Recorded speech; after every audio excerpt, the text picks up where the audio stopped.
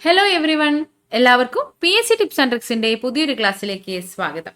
ഇന്ന് നമ്മുടെ new SAT സീരീസിലെ അടുത്ത ചാപ്റ്ററാണ്. 6th സ്റ്റാൻഡേർഡിൽ വരുന്ന സാമൂഹ്യശാസ്ത്രം ഭാഗം 1 ഒരു അധ്യായമാണ്. ഇന്ന് നമ്മൾ പഠിക്കുന്നത് ഏതാണ് അധ്യായം? രാഷ്ട്രവും ഗവൺമെന്റും എന്നതാണ്. രാഷ്ട്രവും ഗവൺമെന്റും. എന്താണ് രാഷ്ട്രം എന്ന് പറയുന്നത്? അതുപോലെ എങ്ങനെയാണ് ഈ രാഷ്ട്രങ്ങൾ രൂപപ്പെടുന്നത്? ഇതൊക്കെയാണ് നമ്മൾ ഈ ഒരു ചാപ്റ്ററിൽ പഠിക്കാനായിട്ട് പോകുന്നത്. രാഷ്ട്ര രൂപീകരണത്തിന്റെ ഘടകങ്ങളും പ്രധാനപ്പെട്ട രാഷ്ട്ര രൂപീകരണ സിദ്ധാന്തങ്ങൾ, ആദ്യകാലത്തെ രാഷ്ട്രങ്ങളുടെ സ്വഭാവം, രാഷ്ട്രവും ഗവൺമെന്റും, അതാണല്ലോ നമ്മളെ ഹെഡിങ്, രാഷ്ട്രവും ഗവൺമെന്റും പരസ്പരം, അവർ തമ്മിലുള്ള പരസ്പര ബന്ധം തുടങ്ങിയവയെ കുറിച്ചുള്ള അടിസ്ഥാന വിവരങ്ങളാണ്. 6th സ്റ്റാൻഡേർഡിലെ ചാപ്റ്ററാണ്. അതിനനുസരിച്ചുള്ള അടിസ്ഥാന വിവരങ്ങളാണ് ഈ ഒരു ചാപ്റ്ററിൽ നമ്മൾ പഠിക്കാനായിട്ട് പോകുന്നത്. ഇവിടെ ആദ്യം തന്നെ കൊടുത്തിട്ടുള്ളത്, ഹിറ്റ്ലറുടെ സൈനിക ആക്രമണം കാരണം സ്വന്തം രാജ്യത്ത് ഒരു ഇടുങ്ങിയ മുറിയിൽ ഒളിവു ജീവിതം നയിക്കേണ്ടി വന്ന ആൻ ഫ്രാങ്കിന്റെ തന്റെ സ്വന്തം ഡയറി ആയിട്ടുള്ള കിറ്റി, ആൻ ഫ്രാങ്കിന്റെ ഡയറി ആയിരുന്നു കിറ്റി. ആ പുസ്തകമൊക്കെ നിങ്ങൾ വായിച്ചിട്ടുണ്ടാവുമല്ലോ അല്ലെ? അപ്പോൾ ആൻ ഫ്രാങ്കിന്റെ ഡയറി കുറിപ്പിൽ നിന്നുള്ള വരികളാണ് ഇവിടെ നൽകിയിട്ടുള്ളത്. നമുക്കത് ആദ്യം ഒന്ന് വായിക്കാം.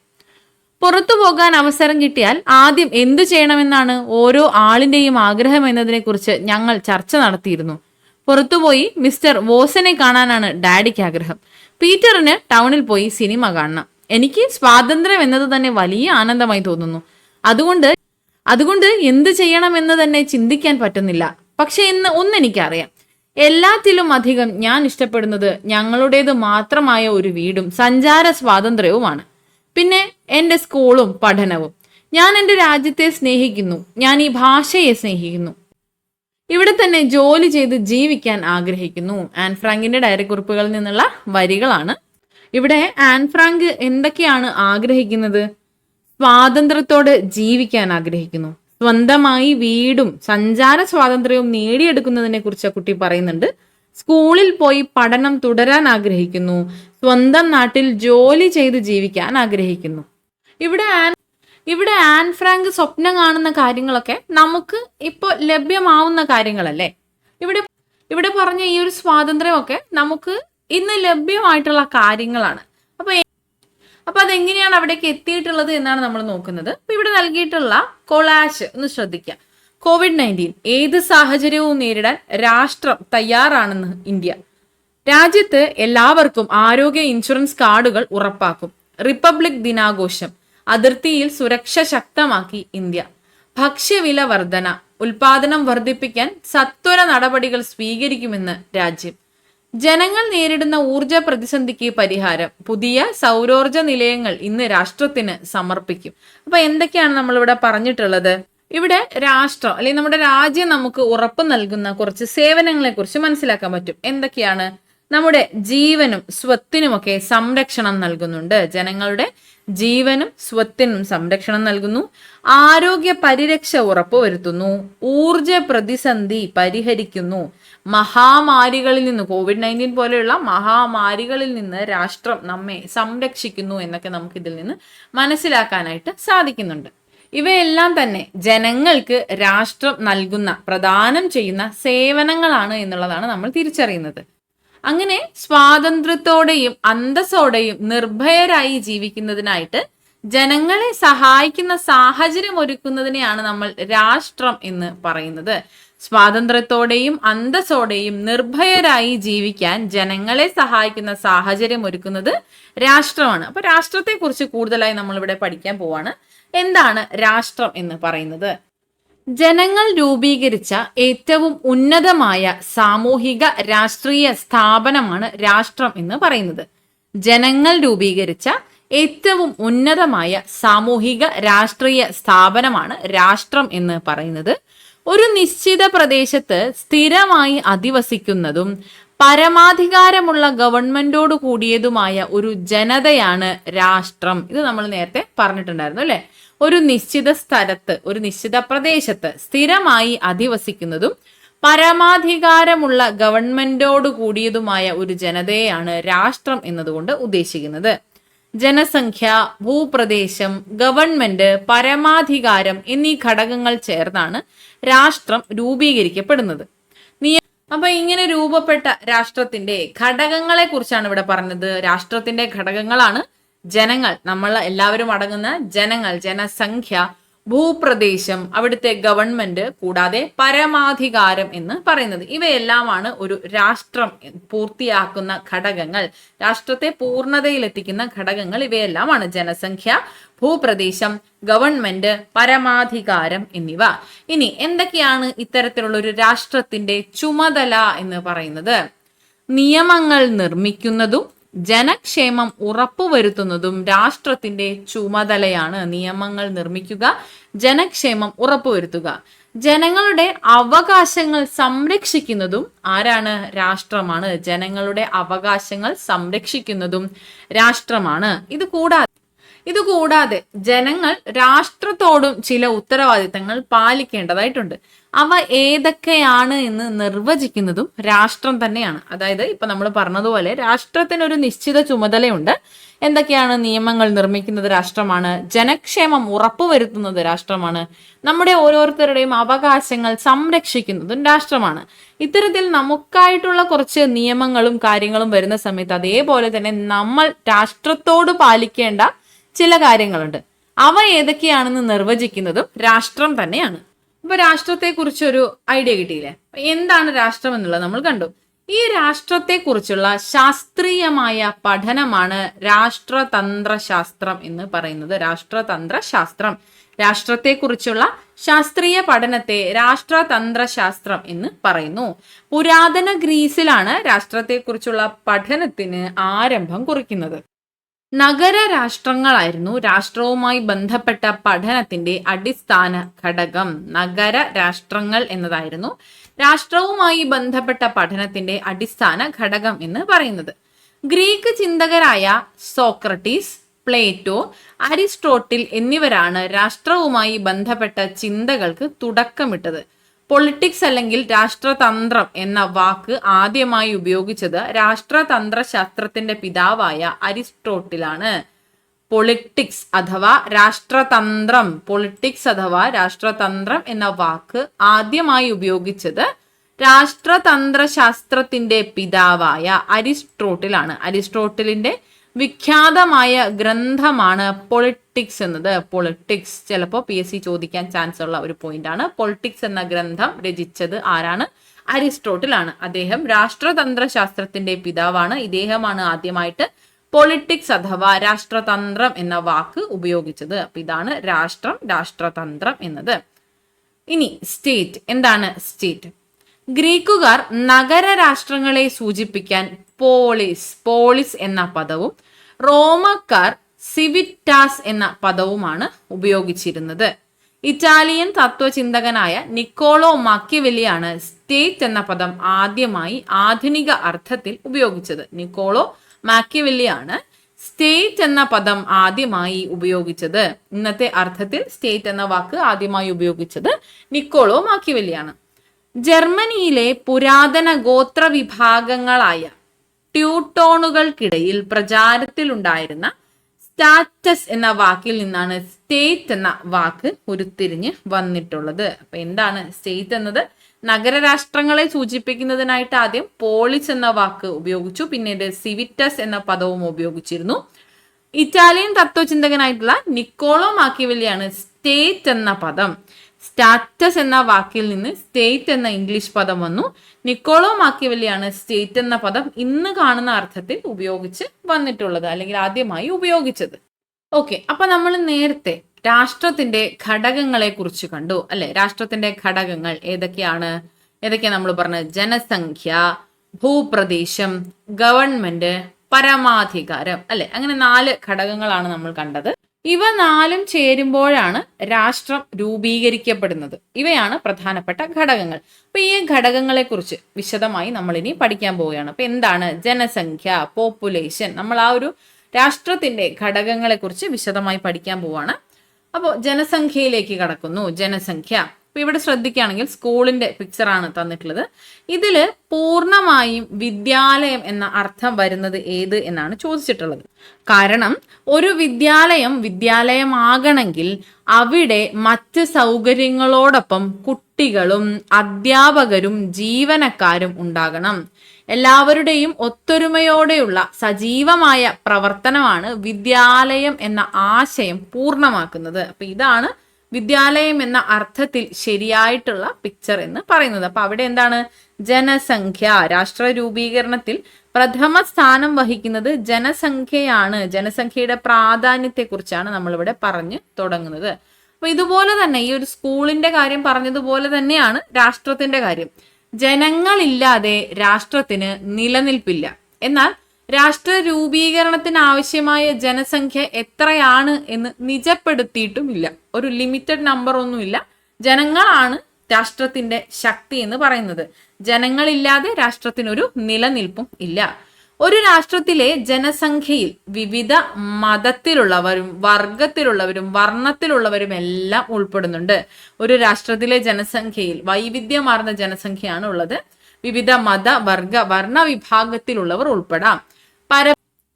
പരസ്പര ആശ്രയത്വം, പൊതു താല്പര്യം, പൊതുബോധം എന്നിവയാൽ ഒരുമിച്ച് നിൽക്കുമ്പോഴാണ് ജനങ്ങൾ രാഷ്ട്രത്തിന്റെ ഘടകങ്ങളായി മാറുന്നത്. അപ്പൊ ഇത്തരത്തിൽ പരസ്പര ആശ്രയത്വം ഉണ്ടാവണം, പൊതു താല്പര്യം, പൊതുബോധം എന്നിവയെല്ലാം ചേർന്ന് ഒത്തൊരുമിച്ച് ജനങ്ങൾ ഒന്നിച്ചു നിൽക്കുമ്പോഴാണ് രാഷ്ട്രത്തിന്റെ പ്രധാനപ്പെട്ട ഘടകമായി ജനസംഖ്യ മാറുന്നത്. ഏറ്റവും കൂടുതൽ ജനസംഖ്യയുള്ള രാജ്യം ഏതാണ്? 2011 സെൻസസ് പ്രകാരം ചൈനയാണ് ഏറ്റവും കൂടുതൽ ജനസംഖ്യയുള്ള രാജ്യം. പക്ഷെ ഇപ്പോ അത് നമ്മുടെ ഇന്ത്യ രാജ്യം അത് മറികടന്ന് ഇന്ത്യയാണ് ഏറ്റവും കൂടുതൽ ജനസംഖ്യയുള്ള രാജ്യം. ഏറ്റവും കുറവ് ജനസംഖ്യയുള്ള രാജ്യം ഏതാണ്? അത് വത്തിക്കാൻ സിറ്റിയാണ് കേട്ടോ. വത്തിക്കാൻ സിറ്റിയാണ്. ഓക്കെ, ഇനി രണ്ടാമത്തെ ഘടകത്തിലേക്ക് നമ്മൾ കടക്കുകയാണ്. ഭൂപ്രദേശം അല്ലെങ്കിൽ ടെറിട്ടറി. ഇവിടെ 2011 രൂപീകരിക്കപ്പെട്ട ദക്ഷിണ സുഡാന്റെ ഭൂപടമാണ് ഇവിടെ തന്നിട്ടുള്ളത്. ഇത് ലോക മാപ്പിൽ എവിടെയാണ് ദക്ഷിണ സുഡാൻ ഉള്ളത് എന്ന് തന്നു. ദക്ഷിണ സുഡാന്റെ മാപ്പ് കുറച്ചുകൂടെ എൻലാർജ് ചെയ്ത് ഇവിടെയും തന്നിട്ടുണ്ട്. ഓക്കെ, ദക്ഷിണ സുഡാൻ ഏത് ഭൂഖണ്ഡത്തിൽ സ്ഥിതി ചെയ്യുന്നു? എവിടെയാണ്? ആഫ്രിക്കയിലാണ്. നമുക്ക് ഈ മാപ്പ് നോക്കുമ്പോൾ അറിയാൻ പറ്റും. ആഫ്രിക്കയിലാണ് സ്ഥിതി ചെയ്യുന്നത്. ഏത് ഭൂഖണ്ഡത്തിലേതാണ് എന്ന് ചോദിച്ചിരിക്കുന്നത് പോലെ തന്നെ സുഡാനുമായി ബന്ധപ്പെട്ട ദക്ഷിണ സുഡാനുമായി ബന്ധപ്പെട്ട കുറച്ച് ചോദ്യങ്ങൾ ഇവിടെ നൽകിയിട്ടുണ്ട്. അതെന്തിനാണെന്ന് വെച്ചാൽ നിങ്ങളത് മനസ്സിലാക്കേണ്ടത് ആഫ്രിക്കയിലെ ഏറ്റവും വലിയ രാജ്യമായ സുഡാനിൽ നിന്ന് സ്വതന്ത്രമാക്കപ്പെട്ട 10 തെക്കൻ സംസ്ഥാനങ്ങൾ ചേർന്ന് രൂപപ്പെട്ട ഒരു രാജ്യമാണ് ദക്ഷിണ സുഡാൻ എന്ന് പറയുന്നത്. ദക്ഷിണ സുഡാനെ പോലെ ഏതൊരു രാഷ്ട്രം രൂപപ്പെടുന്നതിനും കൃത്യമായ ഒരു ഭൂപ്രദേശം ആവശ്യമാണ്. അത് തിരിച്ചറിയുന്നതിനായിട്ടാണ് ഇവിടെ വടക്ക് ഭാഗം അതുപോലെ തെക്ക് ഭാഗം അങ്ങനെ അതിർത്തി ചോദിച്ചിട്ടുണ്ട്. ഏത് നദിയാണ് രാജ്യത്തിലൂടെ ഒഴുകുന്ന ആ ഒരു നദി ഏത് എന്നൊക്കെ ചോദിച്ചിട്ടുണ്ട്. ഇവിടെ നോക്കിയാൽ നിങ്ങൾക്ക് കാണാം ഏത് നദിയാണ് രാജ്യത്തെ ജലസമൃദ്ധമാക്കുന്നത്. നൈൽ നദി പോകുന്നത് നമുക്ക് ഈ ഒരു മാപ്പിലൂടെ കാണാൻ സാധിക്കും. അതുപോലെ വടക്ക് ഭാഗം ദക്ഷിണ സുഡാന്റെ അതിർത്തി ചോദിച്ചിട്ടുണ്ട്. വടക്ക് ഭാഗത്ത് എന്താണ്? വടക്ക് ഭാഗത്ത് സുഡാനാണ്. തെക്ക് ഭാഗത്ത് ഡെമോക്രാറ്റിക് റിപ്പബ്ലിക് ഓഫ് കോങ്കോ വരുന്നുണ്ട്, ഉഗാണ്ട ഉണ്ട്, കെനിയ ഉണ്ട്. മൂന്നും വരുന്നത് ദക്ഷിണ സുഡാന്റെ തെക്ക് ഭാഗത്തായിട്ടാണ്. കിഴക്ക് ഭാഗത്ത് നോക്കുമ്പോൾ കാണാം എത്യോപ്യ കാണാം. അതുപോലെ പടിഞ്ഞാറ് ഭാഗത്ത് മധ്യ ആഫ്രിക്കൻ റിപ്പബ്ലിക് നമുക്ക് കാണാനായി സാധിക്കും. ഇങ്ങനെ കൃത്യമായ ഒരു ഭൂപ്രദേശം ഏതൊരു രാഷ്ട്രത്തിനുമുണ്ട് എന്നൊരു കൃത്യമായ ധാരണ നമുക്ക് വേണം. അങ്ങനെ ഒരു രാഷ്ട്രം നിലനിൽക്കണമെങ്കിൽ സ്ഥിരവും കൃത്യവുമായി നിർവചിക്കപ്പെട്ട ഒരു ഭൂപ്രദേശം അനിവാര്യമായിട്ടുണ്ട്. അപ്പൊ നിർവചിക്കപ്പെട്ട ഒരു ഭൂപ്രദേശം ഒരു രാഷ്ട്രത്തിനുണ്ട്. അതിനൊരു ഉദാഹരണം എന്ന പോലെയാണ് നമ്മളിവിടെ ദക്ഷിണ സുഡാനെ കുറിച്ച് പഠിച്ചത്. ഓക്കെ, എന്നാൽ രാഷ്ട്ര രൂപീകരണത്തിന് ആവശ്യമായ ഭൂപ്രദേശത്തിന്റെ വിസ്തൃതി ജനസംഖ്യ എന്നോണം തന്നെ കൃത്യമായി നിജപ്പെടുത്തിയിട്ടില്ല. എത്ര ഭൂപ്രകൃതി വേണം, എത്ര ഭൂപ്രദേശം വേണം എന്നതൊന്നും ഇവിടെ കൃത്യമായി നിർവചിച്ചിട്ടില്ല. ഒരു രാഷ്ട്രത്തിന്റെ കര, ജല, വായു, തീരദേശ മേഖലകൾ അതിന്റെ പരിധിയിൽ ഉൾപ്പെടുകയും ചെയ്യുന്നുണ്ട്. ആധുനിക രാഷ്ട്രങ്ങൾ പൊതുവെ ഭൂവിസ്തൃതിയിൽ മുന്നിൽ നിൽക്കുന്നവയുമാണ്. ഓക്കെ, അപ്പൊ ഇവിടെ രാഷ്ട്രത്തിന്റെ അതിർത്തി എന്ന് പറയുമ്പോൾ കേവലം കരാതിർത്തി മാത്രമല്ല, കരാതിർത്തി, ജലാതിർത്തി, വായു അതിർത്തി, തീരദേശ മേഖലകളെല്ലാം ഇതിന്റെ പരിധിയിൽ ഉൾപ്പെടുന്നു എന്നുള്ളതാണ് ഇവിടെ പറഞ്ഞിട്ടുള്ളത്. അപ്പൊ നമ്മൾ ഇവിടുന്ന് മനസ്സിലാക്കേണ്ടത് കര, വായു, ജല, തീരപ്രദേശ മേഖലകൾ ഉൾപ്പെടുന്നതാണ് ഭൂപ്രദേശം എന്ന് പറയുന്നത്. പ്രദേശത്തിന്റെ വലിപ്പം രാഷ്ട്ര രൂപീകരണത്തിൽ ഒരു പ്രാധാന്യം അർഹിക്കുന്ന ഘടകമല്ല. ഒരു രാഷ്ട്രം നിലനിൽക്കണമെങ്കിൽ സ്ഥിരവും കൃത്യവുമായി നിർവചിക്കപ്പെട്ടിട്ടുള്ള ഒരു ഭൂപ്രദേശം അനിവാര്യമായിട്ടുണ്ട്.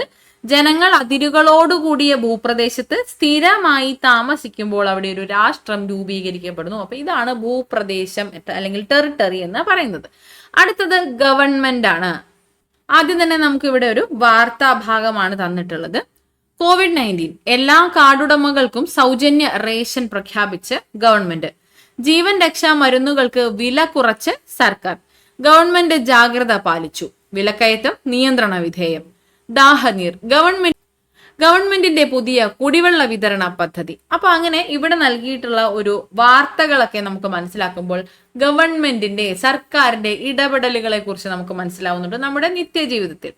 ഒരു രാഷ്ട്രത്തിലെ ജനങ്ങളുടെ ക്ഷേമം ഉറപ്പുവരുത്തുന്നതിൽ ഗവൺമെന്റ് അഥവാ സർക്കാർ വളരെ വലിയ പങ്കാണ് വഹിക്കുന്നത്. ജനങ്ങളുടെ ക്ഷേമം ഉറപ്പുവരുത്തുന്നത് ഗവൺമെന്റ് ആണ്. രാഷ്ട്രവും ജനങ്ങളും തമ്മിലുള്ള ബന്ധം സജീവമായി നിലനിർത്തുന്നതിന് സഹായിക്കുന്നതും ഗവൺമെന്റ് ആണ്. രാഷ്ട്രവും ജനങ്ങളും തമ്മിലുള്ള ബന്ധം സജീവമായി നിലനിർത്താൻ സഹായിക്കുന്നത് ഗവൺമെന്റ് ആണ്. പിന്നീട് ഇവിടെ നമ്മൾ ശ്രദ്ധിക്കേണ്ടത്, ജനങ്ങൾ ഒരിടത്ത് താമസിക്കുന്നു എന്നതുകൊണ്ട് മാത്രം അത് രാഷ്ട്രമായി മാറുന്നില്ല. അവിടുത്തെ വിഭവങ്ങളെയും ജനങ്ങളെയും ഒക്കെ ഏകോപിപ്പിച്ചു കൊണ്ടുപോകാൻ അവിടെ ഒരു ഗവൺമെന്റ് സംവിധാനം വേണം. അത്തരത്തിൽ രാഷ്ട്രവും ജനങ്ങളും തമ്മിലുള്ള ബന്ധം സുദൃഢമാണെങ്കിൽ മാത്രമേ അവിടെ ഒരു രാഷ്ട്രം രൂപീകൃതമാകുന്നുള്ളൂ. ഓക്കെ, അപ്പോൾ ഗവൺമെന്റിന് അത്രത്തോളം പ്രാധാന്യമുണ്ട്. ജനങ്ങൾ അധിവസിക്കുന്നത് കൊണ്ട് മാത്രം ഒരു പ്രത്യേക ഭൂപ്രദേശം രാഷ്ട്രമായി മാറണമെന്നില്ല. അവിടുത്തെ വിഭവങ്ങളെയും ജനങ്ങളെയും ഏകോപിപ്പിച്ചു കൊണ്ടുപോകുന്നതിനായി ഒരു ഗവൺമെന്റ് സംവിധാനം അനിവാര്യമാണ്. അപ്പോൾ രാഷ്ട്രം എന്ന് പറയുന്നത് ഒരു സ്ഥിര സ്ഥാപനമാണ്. ഗവൺമെന്റ് മാറിക്കൊണ്ടിരിക്കുന്നതുമാണ്. ഓക്കെ, അത് ക്ലിയർ ആണല്ലോ. രാഷ്ട്രം എന്നത് സ്ഥിരമാണ്, എന്നാൽ ഗവൺമെന്റ് മാറിക്കൊണ്ടിരിക്കുന്നതുമാണ്. അപ്പോൾ എന്താണ് ഗവൺമെന്റ്? ഗവൺമെന്റും രാഷ്ട്രവും തമ്മിൽ എങ്ങനെയാണ് എന്ന് ചോദിച്ചാൽ, രാഷ്ട്രത്തിന്റെ നയങ്ങൾ രൂപീകരിക്കുന്നതിനും പ്രകടിപ്പിക്കുന്നതിനും സാക്ഷാത്കരിക്കുന്നതിനുമുള്ള ഏജൻസിയാണ് ഗവൺമെന്റ്. രാഷ്ട്രത്തിന്റെ നയങ്ങൾ രൂപീകരിക്കുന്നതിനും പ്രകടിപ്പിക്കുന്നതിനും സാക്ഷാത്കരിക്കുന്നതിനുമുള്ള ഏജൻസിയാണ് ഗവൺമെന്റ്. അതുകൂടാതെ ക്രമസമാധാനം, നിയമവാഴ്ച, പ്രതിരോധം, വിദേശ ബന്ധങ്ങൾ, റോഡുകൾ, പാലങ്ങൾ, കുടിവെള്ളം, വൈദ്യുതി, വിദ്യാഭ്യാസം തുടങ്ങിയ കാര്യങ്ങളെല്ലാം കൈകാര്യം ചെയ്യുന്നത് ഗവൺമെന്റ് ആണ്. ഓക്കെ, നമ്മളിവിടെ പറഞ്ഞത് എന്താണ്? രാഷ്ട്രത്തിന്റെ പരമാധികാരവും ഐക്യവും കാത്തു സൂക്ഷിക്കുന്നുണ്ട് ഗവൺമെന്റ്. രാഷ്ട്രത്തിന്റെ നയങ്ങൾ രൂപീകരിക്കുന്നു. ഒരു പ്രത്യേക ഭൂപ്രദേശത്ത് ജനങ്ങളെയും വിഭവങ്ങളെയും ഏകോപിപ്പിക്കുന്നു. രാഷ്ട്രത്തിൽ ക്രമസമാധാനം, നിയമവാഴ്ച എന്നിവ നടപ്പിലാക്കുന്നു. റോഡുകൾ, പാലങ്ങൾ, വൈദ്യുതി, വിദ്യാഭ്യാസം തുടങ്ങിയ കാര്യങ്ങളെല്ലാം കൈകാര്യം ചെയ്യുന്നു. രാഷ്ട്രത്തിന് വേണ്ടി ചുമതലകൾ നിർവഹിക്കുന്നു. എന്ത്? ഗവൺമെന്റ്. അപ്പൊ ഗവൺമെന്റിനെ കുറിച്ചാണ് നമ്മളിവിടെ പഠിച്ചത്. നാലാമത്തെ ഘടകമാണ് പരമാധികാരം. പരമാധികാരം അഥവാ സോവറിനിറ്റി. ഇവിടെയും കുറച്ച് വാർത്താ തലക്കെട്ടുകൾ നൽകിയിട്ടുണ്ട്. ആഭ്യന്തര കലാപം പരിഹരിച്ചു. ശ്രീലങ്ക ജനാധിപത്യത്തിലേക്ക്. ഇന്ത്യയും ചൈനയും പുതിയ സഹകരണ കരാറിൽ ഒപ്പുവെച്ചു. യുദ്ധഭീതി. വിദേശത്തു നിന്നുള്ള വിദ്യാർത്ഥികളെ സുരക്ഷിതമായി നാട്ടിലെത്തിക്കുമെന്ന് ഇന്ത്യ. വയോജനക്ഷേമം. നിയമങ്ങൾ കർശനമായി നടപ്പിലാക്കാൻ ഒരുങ്ങി ഫ്രാൻസ്. അപ്പൊ ഈ ഒരു വാർത്താക്കെട്ടുകളിൽ നിന്ന് നമുക്ക് മനസ്സിലാക്കാനായി സാധിക്കും രാജ്യത്തിന്റെ ഒരു അധികാര വിനിയോഗം എങ്ങനെയാണ് വരുന്നത്. അപ്പൊ രാജ്യത്തിന്റെ ഒരു പരമാധികാര സ്പർശം നമുക്കിവിടെ കാണാനായി സാധിക്കും. ഓരോ വാർത്തയിലും, ഇവിടെ നൽകിയിട്ടുള്ള ഓരോ വാർത്തയിലും രാജ്യങ്ങൾ അവരുടെ അധികാരം ഉപയോഗിച്ചുകൊണ്ട്, വിനിയോഗിച്ചുകൊണ്ട് വ്യത്യസ്ത മേഖലകളിൽ എടുത്തിട്ടുള്ള തീരുമാനങ്ങളാണ് ഈ നൽകിയിട്ടുള്ളവയെല്ലാം. ഇത്തരത്തിൽ ബാഹ്യ ഇടപെടലുകൾക്കോ സമ്മർദ്ദങ്ങൾക്കോ വിധേയമാകാതെ തീരുമാനങ്ങൾ എടുക്കാനുള്ള രാഷ്ട്രത്തിന്റെ പരമമായ അധികാരമാണ് പരമാധികാരം എന്ന് പറയുന്നത്. ക്ലിയർ ആണോ? ഇതാണ് ആ ഒരു പോയിന്റ്, സ്ട്രെസ്ഡ് ഔട്ട് ആയിട്ട് പറയുന്ന പോയിന്റ്. ബാഹ്യ ഇടപെടലുകൾക്കോ സമ്മർദ്ദങ്ങൾക്കോ വിധേയമാകാതെ തീരുമാനങ്ങൾ എടുക്കുന്നതിനുള്ള രാഷ്ട്രത്തിന്റെ പരമമായ അധികാരമാണ് പരമാധികാരം അഥവാ സോവർണിറ്റി എന്ന് പറയുന്നത്. രാഷ്ട്രത്തിന് മാത്രമുള്ള ഒരു സവിശേഷതയാണ് ഈ പറഞ്ഞ പരമാധികാരം. നിയമങ്ങൾ നിർമ്മിക്കുന്നതും രാഷ്ട്രീയ തീരുമാനങ്ങൾ കൈക്കൊള്ളുന്നതും പരമാധികാരത്തിന്റെ ഭാഗമായിട്ടാണ് നമ്മുടെ രാഷ്ട്രം ചെയ്തു വരുന്നത്. നിയമങ്ങൾ നിർമ്മിക്കുന്നു, രാഷ്ട്രീയ തീരുമാനങ്ങൾ കൈക്കൊള്ളുന്നു, ഇവയെല്ലാം പരമാധികാരത്തിന്റെ ഭാഗമാണ്.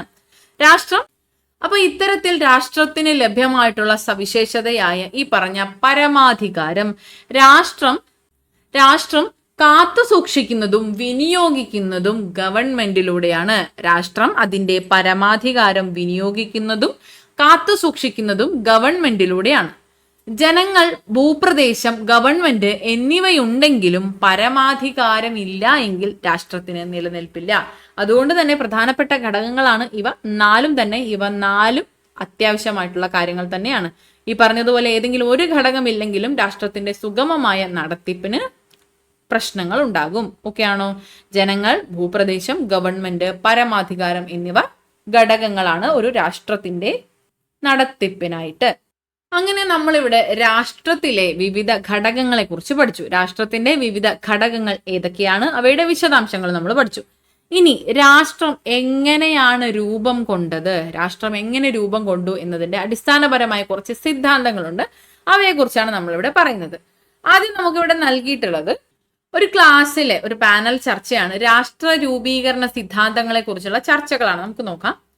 ശക്തർ അശക്തരെ ബലപ്രയോഗത്തിലൂടെ കീഴടക്കിയാണ് രാഷ്ട്രം സ്ഥാപിച്ചത്, ഒരു ആശയമാണ്. രണ്ടാമത്തേത് അല്ല ജനങ്ങൾ രൂപപ്പെടുത്തിയ കരാറുകളാണ് രാഷ്ട്ര രൂപീകരണത്തിന് അടിസ്ഥാനമായത്, മറ്റൊരു കുട്ടിയുടെ അഭിപ്രായമാണ്.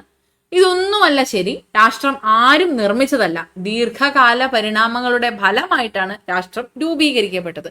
അങ്ങനെ വ്യത്യസ്ത രീതിയിലുള്ള ആശയങ്ങൾ രാഷ്ട്ര രൂപീകരണ സിദ്ധാന്തങ്ങളായി മുന്നോട്ട് വന്നിട്ടുണ്ട്. ഈ ആശയങ്ങളെയൊക്കെ നമുക്കൊന്ന് ക്രമപ്പെടുത്താം. ഇവിടെ നൽകിയിട്ടുള്ള ഈ ഒരു പിക്ചർ നോക്കാം. രാഷ്ട്ര രൂപീകരണ സിദ്ധാന്തങ്ങൾ 3 തരത്തിലാണ് വരുന്നത്. ഏതൊക്കെയാണ്? നമ്മളിപ്പോ ഈ പറഞ്ഞതുപോലെ തന്നെ ബല സിദ്ധാന്തം, സാമൂഹിക ഉടമ്പടി അല്ലെങ്കിൽ കരാർ സിദ്ധാന്തം, മൂന്നാമതായിട്ട് സാമൂഹിക പരിണാമ സിദ്ധാന്തം. ഇവ 3ഉം പ്രധാനപ്പെട്ട സിദ്ധാന്തങ്ങളായി മുന്നോട്ട് വെച്ചു എന്നുള്ളതേ ഉള്ളൂ. ഇവിടെ പറഞ്ഞതുപോലെ ബല സിദ്ധാന്തം. എന്താണ് ബല സിദ്ധാന്തം? രാഷ്ട്ര രൂപീകരണത്തിന്റെ അടിസ്ഥാനം ബലമാണ്. നമ്മൾ നേരത്തെ ആ കുട്ടി പറഞ്ഞ അഭിപ്രായം പോലെ തന്നെ ശക്തരായവർ അശക്തരായവരെ കീഴടക്കിക്കൊണ്ട് രാഷ്ട്രം നിർമ്മിച്ചു എന്ന സിദ്ധാന്തമാണ് ഈ പറഞ്ഞ ബല സിദ്ധാന്തം. രണ്ടാമത്തേത് സാമൂഹിക ഉടമ്പടി അല്ലെങ്കിൽ കരാർ സിദ്ധാന്തം. ജനങ്ങൾ ഉണ്ടാക്കിയ കരാറുകളാണ് രാഷ്ട്ര രൂപീകരണത്തിന് അടിസ്ഥാനമായത് എന്ന സിദ്ധാന്തമാണ്. ഈ ഒരു ആശയത്തിൽ ഊന്നിയുള്ള സിദ്ധാന്തമാണ് കരാർ സിദ്ധാന്തം അല്ലെങ്കിൽ സാമൂഹിക ഉടമ്പടി. മൂന്നാമത്തേതാണ് സാമൂഹിക പരിണാമ സിദ്ധാന്തം എന്ന് പറയുന്നത്. ഇതില് രാഷ്ട്രം ആരും നിർമ്മിച്ചതല്ല, രാഷ്ട്രം സ്വയം വളർന്നതാണ്. ദീർഘകാല പരിണാമ ഫലമായിട്ടാണ് രാഷ്ട്രം രൂപീകരിക്കപ്പെട്ടത് എന്നുള്ളതാണ് ഈ ഒരു പരിണാമ സിദ്ധാന്തം, സാമൂഹിക പരിണാമ സിദ്ധാന്തത്തിന്റെ ആശയം പറയുന്നത്.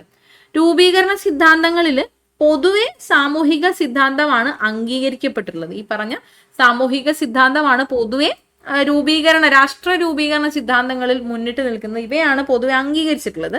ഇതനുസരിച്ചാണ് രാഷ്ട്രം ആരുടെയും നിർമ്മിതിയല്ല, മറിച്ച് അനേക വർഷങ്ങളായിട്ട് വിവിധ ഘടകങ്ങൾ പ്രവർത്തിച്ചതിന്റെ ഫലമായിട്ട് രൂപപ്പെട്ടതാണ് രാഷ്ട്രം എന്ന് പറഞ്ഞു വരുന്നത്. ഇവിടെ ഈ ചർച്ച ചെയ്ത തരത്തിലുള്ള സിദ്ധാന്തങ്ങൾ മാത്രമല്ല, പിന്നീട് വിവിധ തരത്തിലുള്ള സിദ്ധാന്തങ്ങൾ പഠനങ്ങളിൽ വന്നിട്ടുണ്ട്. പക്ഷെ എന്നാലും ശ്രദ്ധയേറിയത് ഈ ഒരു സാമൂഹിക പരിണാമ സിദ്ധാന്തത്തിലാണ്. ഇതിലാണ് കൂടുതലും അംഗീകരിക്കപ്പെട്ടത്. ഈ ഒരു സിദ്ധാന്തമാണ് കൂടുതലും അംഗീകരിക്കപ്പെട്ടത്. അതുകൊണ്ട് രാഷ്ട്ര രൂപീകരണ സിദ്ധാന്തങ്ങളിൽ ഏറ്റവും പ്രചാരം നേടിയതും പൊതുവെ അംഗീകരിക്കപ്പെട്ടതുമായ സിദ്ധാന്തമാണ് സാമൂഹിക പരിണാമ സിദ്ധാന്തം. ഇതനുസരിച്ച് രാഷ്ട്രം ആരുടെയും നിർമ്മിതിയല്ല, മാത്രമല്ല ദീർഘകാലയളവിനുള്ളിൽ നിരവധി ഘടകങ്ങൾ പ്രവർത്തിച്ചതിന്റെ ഫലമായിട്ടാണ് രാഷ്ട്രം രൂപീകരിക്കപ്പെട്ടത് എന്ന് പറയുന്നു. ഈ രാഷ്ട്രം എന്ന് പറയുന്ന ആശയം ആദ്യകാല രാഷ്ട്രങ്ങളിൽ നിന്നും സ്വഭാവം പിന്നീട് മാറി മാറി പരിണമിച്ചുകൊണ്ട് ആധുനിക രാഷ്ട്രങ്ങളുടെ സ്വഭാവത്തിലേക്ക്, ഇന്ന് നമ്മൾ കാണുന്ന രീതിയിലേക്കൊക്കെ മാറി. എന്നാൽ ഇവ തികച്ചും വ്യത്യസ്തമായിട്ടുള്ള സ്വഭാവമായിരുന്നു ആദ്യകാലങ്ങളിൽ കാണിച്ചിരുന്നത്. ഇത്തരത്തിൽ രാഷ്ട്രങ്ങളുടെ സ്വഭാവത്തിൽ വന്ന മാറ്റങ്ങൾ എത്രത്തോളമാണ് അല്ലെങ്കിൽ എന്തൊക്കെയാണ് എന്നുള്ളതാണ് ഇവിടെ നമ്മൾ ഇനി പറയുന്നത്. ഒന്നാമതായിട്ട് ഗോത്ര രാഷ്ട്രങ്ങൾ. എന്താണ് ഗോത്ര രാഷ്ട്രങ്ങൾ? രാഷ്ട്രീയ സ്ഥാപനങ്ങളുടെ സ്വഭാവം പൗരാണിക കാലത്ത് ചെറിയ തോതിലെങ്കിലും പ്രകടിപ്പിച്ചിരുന്നത് ഗോത്ര കൂട്ടായ്മകളാണ്.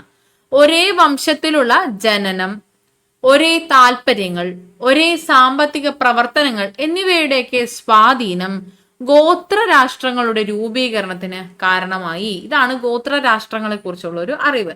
രാഷ്ട്രീയ സ്ഥാപനങ്ങളുടെ സ്വഭാവം പൗരാണിക കാലത്ത് ചെറിയ തോതിലെങ്കിലും പ്രകടിപ്പിച്ചിരുന്നവരാണ് ഈ ഗോത്ര കൂട്ടായ്മകൾ.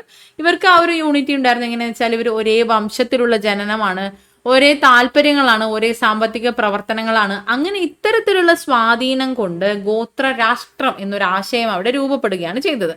അടുത്തത് പൗരസ്ത്യ ഭരണ സംവിധാനങ്ങളാണ്. എന്താണ്? ആധുനിക രാഷ്ട്രങ്ങളുടെ ചില സവിശേഷതകൾ പ്രകടിപ്പിച്ചിരുന്നവയാണ് പൗരസ്ത്യ ഭരണ സംവിധാനങ്ങൾ. ആധുനിക രാഷ്ട്രങ്ങളുടെ, ഇന്ന് നമ്മൾ കാണുന്ന രാഷ്ട്രങ്ങളുടെ ചില സവിശേഷതകൾ പൗരസ്ത്യ ഭരണ സംവിധാനങ്ങളിലും പ്രകടമായിട്ടുണ്ടായിരുന്നു. നദീതട സംസ്കാര കേന്ദ്രങ്ങളായ മെസപ്പട്ടോമിയ, ഈജിപ്റ്റ്, ചൈന എന്നിവയൊക്കെ ഇതിന് ഉദാഹരണമായി നമുക്ക് പറയാവുന്നതാണ്. വെങ്കലയുഗ സംസ്കാര കേന്ദ്രങ്ങളായ ഇവിടങ്ങളിൽ ജനങ്ങൾ നാഗരിക ജീവിതമാണ് നയിച്ചിരുന്നത്. ഇത് മറ്റൊരു തരത്തിലുള്ള ഒരു രാഷ്ട്രത്തിന്റെ സ്വഭാവമാണ് കാണിക്കുന്നത്. അടുത്തത് ഗ്രീക്ക് നഗര രാഷ്ട്രങ്ങളാണ്. ആധുനിക രാഷ്ട്രങ്ങളോട് ഏറ്റവും അധികം സാദൃശ്യം പുലർത്തുന്നവയാണ് ഗ്രീക്ക് നഗര രാഷ്ട്രങ്ങൾ. ആധുനിക രാഷ്ട്രങ്ങളോട് സാദൃശ്യമാണ് ഈ ഒരു ഗ്രീക്ക് നഗര രാഷ്ട്രങ്ങൾക്ക് ഏറ്റവും കൂടുതൽ സാദൃശ്യം പുലർത്തുന്നവയാണ് ഗ്രീക്ക് നഗര രാഷ്ട്രങ്ങൾ എന്ന് പറയുന്നത്. ഇതിന് ഉദാഹരണമാണ് ഏതൻസ്, സ്പാർട്ട തുടങ്ങിയവയൊക്കെ. റോമാ സാമ്രാജ്യം. റോമാ സാമ്രാജ്യവും ഇതുപോലെ തന്നെ ആധുനിക രാഷ്ട്രങ്ങളോട് ഏറെ സമാനതയൊക്കെ പുലർത്തുന്നതാണ്. എങ്ങനെയാന്ന് വെച്ചാൽ റോമാ സാമ്രാജ്യത്തിൽ നിലനിന്നിരുന്ന ഭരണ സംവിധാനം, നിയമം, അടിസ്ഥാന സൗകര്യങ്ങളൊക്കെ തന്നെ ആധുനിക രാഷ്ട്രങ്ങളോട് സമാനത പുലർത്തുന്നവയായിരുന്നു. ഫ്യൂഡൽ രാഷ്ട്രങ്ങൾ. നമ്മൾ നേരത്തെ പറഞ്ഞ റോമാ രാജ്യത്തിന്റെ പതനത്തിന് ശേഷം രൂപം കൊണ്ടതാണ് ഫ്യൂഡൽ രാഷ്ട്രങ്ങൾ എന്ന് പറയുന്നത്. ഫ്യൂഡലിസം ആയിരുന്നു ഈ രാഷ്ട്രങ്ങളുടെയൊക്കെ പ്രധാനപ്പെട്ട സവിശേഷത എന്ന് പറയുന്നത്. ഫ്യൂഡൽ രാഷ്ട്രങ്ങളുടെ പ്രധാനപ്പെട്ട സവിശേഷതയാണ് ഫ്യൂഡലിസം. എന്താണ് ഫ്യൂഡലിസം? ഫ്യൂഡലിസം എന്നത് പ്രഭുക്കന്മാർ തങ്ങളുടെ കൃഷിഭൂമിയിൽ പണിയെടുത്തിരുന്നവരെ അടിമകളെ പോലെ ചൂഷണം ചെയ്തിരുന്ന വ്യവസ്ഥിതിയാണ്. സാമൂഹിക ഭരണ വ്യവസ്ഥിതിയെയാണ് ഫ്യൂഡലിസം എന്ന് പറയുന്നത്. പ്രഭുക്കന്മാർ അവരുടെ കൃഷിഭൂമിയിൽ പണിയെടുത്തിരുന്നവരെ അടിമകളെ പോലെ ചൂഷണം ചെയ്തിരുന്ന ഒരു വ്യവസ്ഥിതിയെ ഫ്യൂഡലിസം എന്ന് പറയുന്നുണ്ട്. ഈ ഒരു വാക്ക് വന്നത് ഒരു തുണ്ട് ഭൂമി എന്നർത്ഥം വരുന്ന ഫ്യൂഡ് എന്ന ജർമ്മൻ പദത്തിൽ നിന്നാണ്. മധ്യകാല യൂറോപ്പിലാണ് ഫ്യൂഡലിസം നിലനിന്നിരുന്നത്. ഈ ഫ്യൂഡലിസം നിലനിന്നിരുന്നത് മധ്യകാല യൂറോപ്പിലാണ്. ഇതാണ് ഫ്യൂഡലിസം എന്ന് പറയുന്നത്. ഈ ഒരു ഫ്യൂഡൽ രാഷ്ട്രങ്ങളുടെ പ്രധാന സവിശേഷത എന്ന് പറയുന്നത് ഫ്യൂഡലിസം ആയിരുന്നു. ഇവിടുത്തെ രാജാവ്, പ്രഭുക്കൾ, കർഷകർ എന്നിങ്ങനെ അധികാര ശ്രേണി ഇവിടെ വിഭജിക്കപ്പെട്ടിട്ടുണ്ടായിരുന്നു. രാജാവ്, പ്രഭുക്കൾ, കർഷകർ എന്നിങ്ങനെ ഇവിടെ ഒരു അധികാര ശ്രേണി ഉണ്ടായിരുന്നു. രാജാവിന് ഇവിടെ അധികാര ശ്രേണി നിലനിൽക്കുമ്പോൾ തന്നെ രാജാവിന് അധികാരം പരിമിതമായിരുന്നു. ഭരണാധികാരം മുഴുവനും പ്രഭുക്കൾക്കായിരുന്നു. ഇനി ദേശരാഷ്ട്രങ്ങൾ. യൂറോപ്പിലാണ് ആധുനിക ദേശരാഷ്ട്രങ്ങൾ പിറവിയെടുത്തത്. നവോത്ഥാന കാലഘട്ടത്തിൽ യുക്തിചിന്ത, ശാസ്ത്രബോധം തുടങ്ങിയവ സാമൂഹ്യ ഘടനയിൽ മാറ്റം വരുത്തി. വ്യവസായ വിപ്ലവങ്ങൾ, കോളനിവൽക്കരണം, ദേശീയ ബോധം തുടങ്ങിയവയും ദേശരാഷ്ട്രങ്ങളുടെ വളർച്ചയ്ക്ക് കാരണമായി. ക്രമേണ ജനസംഖ്യ, ഭൂപ്രദേശം, ഗവൺമെന്റ്, പരമാധികാരം എന്നീ ഘടകങ്ങളെ അടിസ്ഥാനമാക്കി ദേശരാഷ്ട്രങ്ങൾ നിലവിൽ വന്നു. ഈ ഒരു ദേശരാഷ്ട്രങ്ങളിലേക്ക് എത്തിയപ്പോഴേക്കും നമുക്ക് ഇവിടെ കാണാം ഗോത്ര രാഷ്ട്രങ്ങളിൽ നിന്ന് പരിണാമം സംഭവിച്ച് വളർന്നു മറ്റൊരു തരത്തിലുള്ള രാഷ്ട്രം എന്നൊരു ആശയത്തിലേക്ക് ഇന്ന് കാണുന്ന രീതിയിലുള്ള ജനസംഖ്യ, ഭൂപ്രദേശം, ഗവൺമെന്റ്, പരമാധികാരം എന്നീ ഘടകങ്ങളെയൊക്കെ അടിസ്ഥാനമാക്കിക്കൊണ്ടുള്ള ദേശരാഷ്ട്രങ്ങളിലേക്കൊരു വളർച്ച നമുക്കിവിടെ കാണാനായിട്ട് സാധിക്കുന്നുണ്ട്. ഈ ഒരു മാറ്റം പ്രധാനമായും കാരണമായിട്ടുള്ളത് നവോത്ഥാന കാലഘട്ടത്തിലെ യുക്തി, ചിന്ത, ശാസ്ത്രബോധം തുടങ്ങിയവയാണ് സാമൂഹ്യ ഘടനയിൽ ഈ ഒരു മാറ്റം കൊണ്ടുവന്നിട്ടുള്ളത്. എന്താണ് നവോത്ഥാന കാലഘട്ടം അല്ലെങ്കിൽ നവോത്ഥാനം എന്ന് പറയുന്നത്? നവോത്ഥാനം എന്നാല് 14-15 നൂറ്റാണ്ടുകളിൽ ഇറ്റലിയിലും ഇതര യൂറോപ്യൻ രാജ്യങ്ങളിലും വൈജ്ഞാനിക രംഗത്തുണ്ടായ പുത്തൻ ഉണർവിനെയാണ് നവോത്ഥാനം എന്ന് പറയുന്നത്. നവോത്ഥാനം, റിനൈസൻസ് എന്ന് പറയുന്നത്. മതപരമായ ആശയങ്ങളെക്കാൾ മനുഷ്യർക്ക് പ്രാമുഖ്യം കൽപ്പിക്കപ്പെട്ടു എന്നുള്ളതാണ് ഈ ഒരു കാലഘട്ടത്തിന്റെ, നവോത്ഥാന കാലഘട്ടത്തിന്റെ പ്രധാനപ്പെട്ട സവിശേഷത. പെട്രാർക്ക്, ദാന്തെ, ഡാവിഞ്ചി തുടങ്ങിയവർ ഈ മേഖലകളിൽ നവോത്ഥാനത്തിന് സ്വാധീനിച്ചവരാണ്. നവോത്ഥാനത്തെ സ്വാധീനിച്ച വ്യക്തികളാണ് പെട്രാർക്ക്, ദാന്തെ, ഡാവിഞ്ചി. നവോത്ഥാനത്തിന്റെ പ്രത്യേകത എന്ന് പറഞ്ഞത് മതപരമായ ആശയങ്ങളെക്കാൾ മനുഷ്യർക്ക് പ്രാമുഖ്യം കൽപ്പിക്കപ്പെട്ടു എന്നുള്ളതാണ്. ഇവിടെ മനുഷ്യർക്കാണ് പ്രാധാന്യം കൂടുതലായി നൽകിയിട്ടുള്ളത്. അപ്പൊ ഇതാണ് നവോത്ഥാനം എന്ന് പറയുന്നത്. നമ്മൾ ഇത്ര നേരം സംസാരിച്ച രാഷ്ട്രത്തിന്റെ വളർച്ചയെക്കുറിച്ച് പറഞ്ഞാൽ ഒരു ചെറിയ ആക്ടിവിറ്റി പോലെയാണ് ഇവിടെ തന്നിട്ടുള്ളത്. അത് നമുക്ക് ഓർത്തെടുക്കാൻ പറ്റുന്നുണ്ടോ, മനസ്സിലായോ എന്നുള്ളത് നമുക്ക് നോക്കാനായിട്ട് പറ്റും. നോക്കിക്കേ, രാജാവ്, പ്രഭുക്കൾ, കർഷകർ എന്നിങ്ങനെ അധികാര ശ്രേണിയിൽ രാജാവിന് പരിമിതമായ അധികാരം മാത്രം നൽകിയിട്ടുള്ളത് ഏത് തരം രാഷ്ട്രമാണ്? ഫ്യൂഡൽ രാഷ്ട്രമാണ്. ഫ്യൂഡൽ രാഷ്ട്രം. യുക്തിചിന്ത, ശാസ്ത്രബോധം, വ്യവസായ വിപ്ലവം, ദേശീയ ബോധം എന്നിവയൊക്കെ ഇത്തരം രാഷ്ട്രങ്ങളുടെ ആവിർഭാവത്തിന് കാരണമായി. അപ്പൊ ഇന്ന് കാണുന്ന രീതിയിൽ ഒരു വളർന്ന ഒരു ദേശരാഷ്ട്രമാണ് ഇവിടെ രൂപീകൃതമായിട്ടുള്ളത്. നവോത്ഥാന കാലഘട്ടമാണ്. ഏതാണ്? ദേശരാഷ്ട്രങ്ങളാണ്, അല്ലെ? ദേശരാഷ്ട്രങ്ങൾ. വെങ്കലയുഗ സംസ്കാര കേന്ദ്രങ്ങൾ ഈ ഭരണ സംവിധാനത്തിൽ ഉൾപ്പെടുന്നു. എവിടെയാണ്? പൗരസ്ത്യ ഭരണ സംവിധാനങ്ങളാണ്. പൗരസ്ത്യ ഭരണ സംവിധാനങ്ങൾ. ഒരേ വർഗത്തിലുള്ള ജനനം, പൊതു താല്പര്യങ്ങൾ, ഒരേ സാമ്പത്തിക പ്രവർത്തനങ്ങൾ എന്നിവ ഈ വിഭാഗത്തിന്റെ രാഷ്ട്രത്തിന്റെ പ്രത്യേകതകളാണ്. ഏതാണത്? ആദ്യ കാലഘട്ടത്തിലുണ്ടായിരുന്ന ഗോത്ര രാഷ്ട്രങ്ങളാണ്. ഇത് കിട്ടിയല്ലോ. ഓക്കെ, അപ്പൊ ഇവയൊക്കെയാണ് നമ്മൾ പ്രധാനമായും മനസ്സിലാക്കേണ്ട വിഭാഗം എന്ന് പറയുന്നത്. നമ്മളൊരു അടിസ്ഥാന വിവരം ഉണ്ടാക്കിയെടുത്താൽ അത് നമുക്ക് ചുറ്റുപാടും കാണുന്നതാണ്, കുറെയൊക്കെ നമ്മൾ വായിക്കുന്നതാണ്. അപ്പൊ നമുക്കിതൊരു ആശയം കിട്ടും, അല്ലെ? ഓക്കെ, അപ്പൊ നമ്മൾ രാഷ്ട്രത്തെ കുറിച്ച് പറഞ്ഞു, രാഷ്ട്ര രൂപീകരണത്തെ കുറിച്ച് പറഞ്ഞു, ഗവൺമെന്റിനെ കുറിച്ചും പറഞ്ഞു. രാഷ്ട്രത്തിൽ ഭരണനിർവഹണം നടത്തുന്നത് ഗവൺമെന്റ് ആണ് എന്ന് നമ്മൾ പറഞ്ഞു. ഇവർ തമ്മിലുള്ള ഈ ഒരു സവിശേഷതകൾ, പൊതു സവിശേഷതകൾ എന്തൊക്കെയാണ്? അതുപോലെ രാഷ്ട്രവും ഗവൺമെന്റും തമ്മിലുള്ള താരതമ്യ പഠനം നമ്മൾ നടത്തുമ്പോൾ കുറച്ചും കൂടി വിശദമായ വിവരങ്ങൾ നമുക്ക് ലഭിക്കും. എന്തൊക്കെയാണ് രാഷ്ട്രം, ഗവൺമെന്റ് എന്നതിലുള്ളത് നോക്കാം. രാഷ്ട്രം എന്നാൽ എന്താണ്? പരമാധികാരമുണ്ട് രാഷ്ട്രത്തിന്, അല്ലെ? പരമാധികാരമുണ്ട് രാഷ്ട്രത്തിന്. ഇവിടെ നൽകിയിട്ടുണ്ടോ? ഉണ്ട്. രാഷ്ട്രം നമുക്ക് ഇവിടെ എങ്ങനെ കൊടുക്കാം കേട്ടോ. രാഷ്ട്രം എന്നുള്ളത് R വെച്ച് കൊടുക്കാം, ഗവൺമെന്റ് എന്നുള്ളത് G വെച്ച് കൊടുക്കാം. ഓക്കെ, അപ്പൊ പരമാധികാരമുണ്ട് രാഷ്ട്രത്തിന്. മാറിക്കൊണ്ടിരിക്കുന്നത് ഏതാണ്? ഗവൺമെന്റ് ആണ് മാറിക്കൊണ്ടിരിക്കുന്നത്, അല്ലെ? അതെ. വിശാലമായ സങ്കല്പനം ആർക്കാണ്? വിശാലമായിട്ടുള്ള സങ്കല്പനം വരുന്നത് രാഷ്ട്രത്തിനാണ്. ഒരു സ്ഥിരസ്ഥാപനം ഏതാണ്? സ്ഥിരസ്ഥാപനം. നമ്മളിവിടെ പറഞ്ഞതുപോലെ പരമാധികാരമുണ്ട് രാഷ്ട്രത്തിന്, മാറിക്കൊണ്ടിരിക്കുന്നത് ഗവൺമെന്റ് ആണ്. അപ്പൊ അത് ഗവൺമെന്റ് സ്ഥിരസ്ഥാപനമാണോ? അല്ല, അതും രാഷ്ട്രമാണ്. രാഷ്ട്രം ഒരു സ്ഥിരസ്ഥാപനമാണ്. രാഷ്ട്രത്തിന്റെ ഒരു ഘടകമാണ് എന്ത്? രാഷ്ട്രത്തിന്റെ ഘടകം ഗവൺമെന്റ് ആണ്, അല്ലെ? എല്ലാ ജനങ്ങളും ഇതിൽ ഉൾക്കൊള്ളുന്നു. ഏതിലാണ് എല്ലാ ജനങ്ങളും ഉൾക്കൊള്ളുന്നത്? രാഷ്ട്രത്തിലാണ്. എല്ലാ ജനങ്ങളും ഉൾക്കൊള്ളുന്നത് രാഷ്ട്രത്തിലാണ്. ഭരണാധികാരികളും ഉദ്യോഗസ്ഥരും ഉൾപ്പെടുന്നത് ഏതിലാണ്? ഭരണാധികാരികളും ഉദ്യോഗസ്ഥരും ഉൾപ്പെടുന്നത് ഗവൺമെന്റിലാണ്. ഗവൺമെന്റിൽ ഉൾപ്പെടുന്നു. ഗവൺമെന്റിൽ.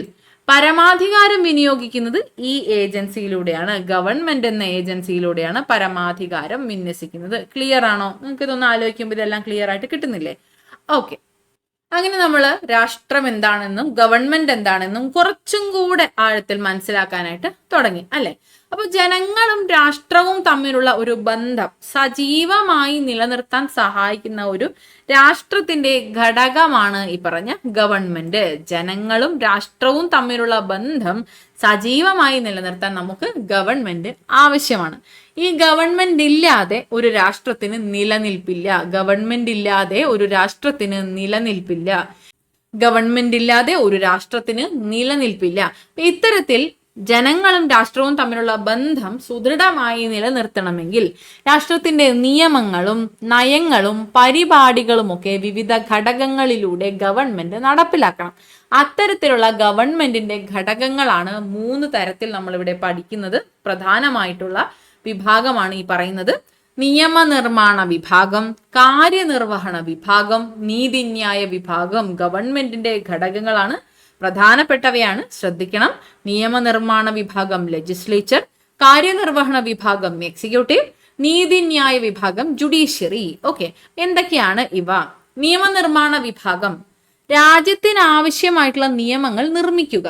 നിലവിലുള്ള നിയമങ്ങളിൽ മാറ്റം വരുത്തുക. ഇതൊക്കെയാണ് നിയമനിർമ്മാണ വിഭാഗത്തിന്റെ പ്രധാനപ്പെട്ട ചുമതലകൾ. രാജ്യത്തിന് ആവശ്യമായിട്ടുള്ള നിയമങ്ങൾ നിർമ്മിക്കുക, നിലവിലുള്ള നിയമങ്ങളിൽ മാറ്റം വരുത്തുക തുടങ്ങിയവയൊക്കെയാണ് നിയമനിർമ്മാണ വിഭാഗത്തിന്റെ പ്രധാനപ്പെട്ട ചുമതല എന്ന് പറയുന്നത്.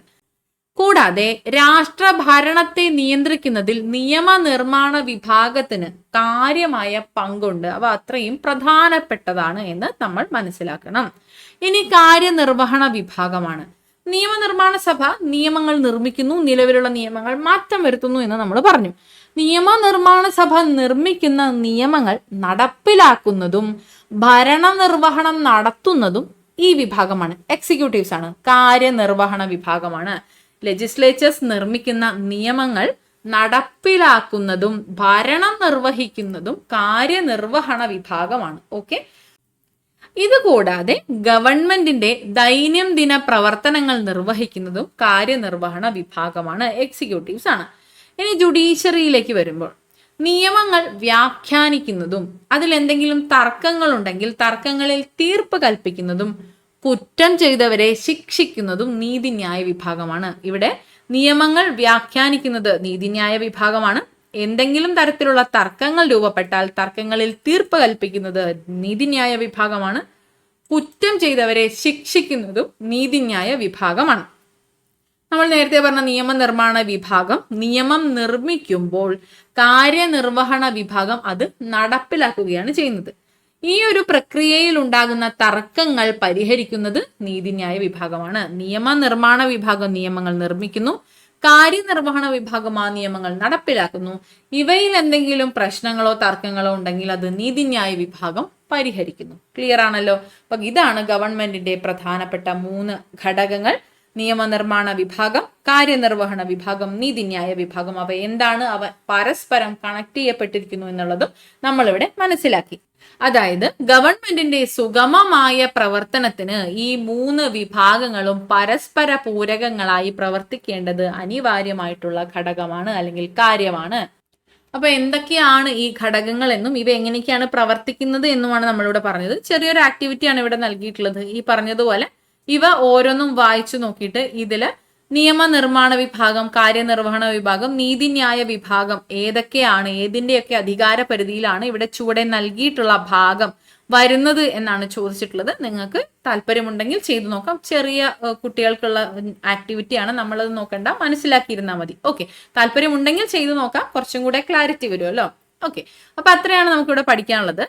രാഷ്ട്രസങ്കല്പനത്തിന്റെ ഉത്പത്തിയും വികാസവും ഒക്കെയാണ് നമ്മളിപ്പോൾ പഠിച്ചത്. അപ്പൊ രാഷ്ട്രം എന്താണെന്ന് ബേസിക്കലി നമ്മൾ പഠിച്ചു, രാഷ്ട്രതന്ത്രം എന്താണെന്ന് പഠിച്ചു, രാഷ്ട്രത്തിന്റെ ഘടകങ്ങൾ പഠിച്ചു, അവയെക്കുറിച്ചുള്ള വിശദാംശങ്ങൾ പഠിച്ചു, രാഷ്ട്ര രൂപീകരണം എങ്ങനെയാണെന്ന് പഠിച്ചു, രാഷ്ട്രത്തിന്റെ പരിണാമ ഘട്ടങ്ങൾ, വിവിധ തരത്തിലുള്ള രാഷ്ട്രങ്ങളെ കുറിച്ച് നമ്മൾ പഠിച്ചു, കുറച്ചധികം ആശയങ്ങൾ നമ്മൾ പഠിച്ചു.